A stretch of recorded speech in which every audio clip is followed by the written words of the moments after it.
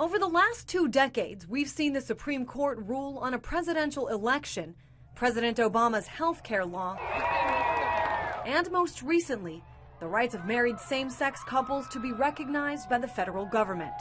That decision prompted some in Washington to cry foul. The idea that 5 unelected justices would overrule a multitude of Congresses, a multitude of presidents, in particular, the Defense of Marriage Act was signed into law by President Bill Clinton. Critics on the left had similar disdain for another one of last week's rulings, which eliminated a key part of the Voting Rights Act. Washington Post columnist E.J. Dionne wrote, "The Supreme Court uses judicial activism for conservative ends, and that justices don't make arguments about what the Constitution says, but instead battle for power." For more evidence of a political divide, look no further than the division of the rulings.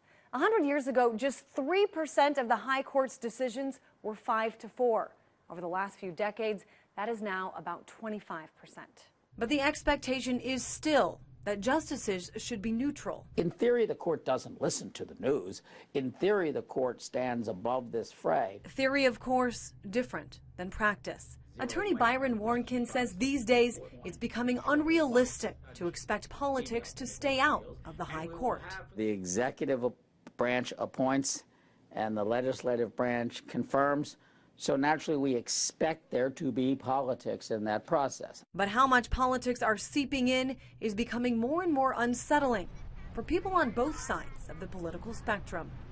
I'm Christine Frizzell reporting.